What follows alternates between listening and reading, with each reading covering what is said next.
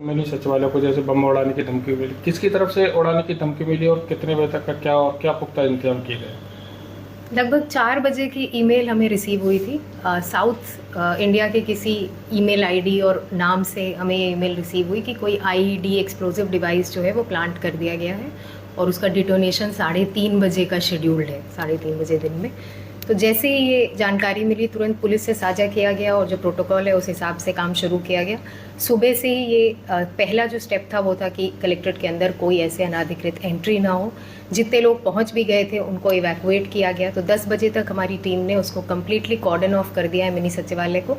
Police का जाब्ता वहाँ लगा हुआ है और हमारे मजिस्ट्रेट्स, एसटीएम, एडीएम सब लोग बाहर हैं। एक भी व्यक्ति अंदर अनाधिकृत एंट्री अलाउड नहीं की है। इसके साथ ही पुलिस द्वारा ये प्रोटोकॉल है कि बॉम्ब स्क्वाड को बुलाया जाता है। तो लोकली अलवर में कोई बॉम्ब स्क्वाड हमारे पास नहीं था, तो हमारी तरफ से जयपुर ये जानकारी दी गई और वहाँ से बॉम्ब स्क्वाड रवाना भी हो चुका है। विद इन एन आवर और सो वो पहुँच जाएंगे। फिर उसके आगे की जो कार्रवाई होगी वो बॉम्ब स्क्वाड के आगे गतिविधियों से अगर कुछ मिलता है तो उस हिसाब से। किसके नाम से मेल मिली है? ये साउथ इंडिया के एक नाम से मिली है, वो एग्जैक्ट नेम आपसे शेयर कर देंगे।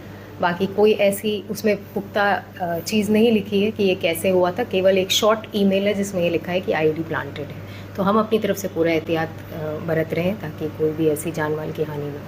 Thank you.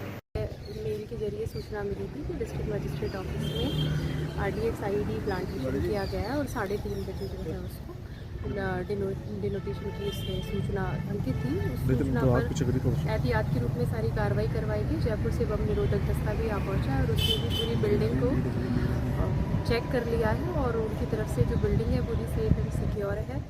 और जहाँ तक मेल का प्रश्न है, मेल पुलिस विभाग के द्वारा एटीएस को फॉरवर्ड कर दिया गया है, वो उसके संबंध में जाँच कर रहे हैं। जैसा आपको ध्यान ही है, एक सुबह मेल आया था डीएम साहब के मेल आईडी पर।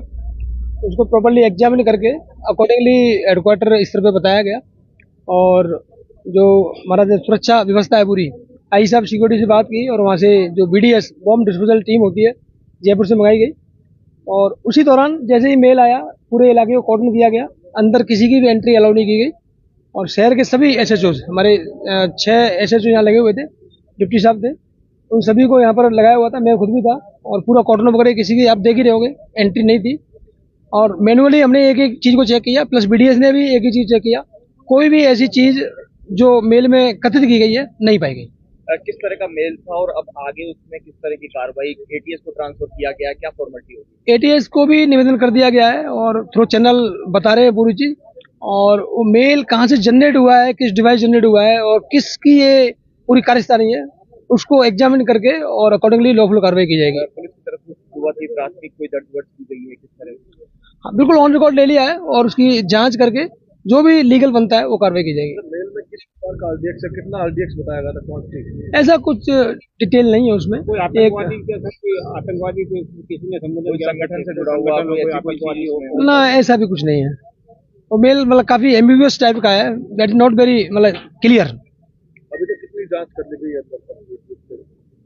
पूरा बिल्डिंग पूरा हमने सैनिटाइज कर लिया, पूरी बिल्डिंग देख ली, कहीं कुछ भी नहीं है।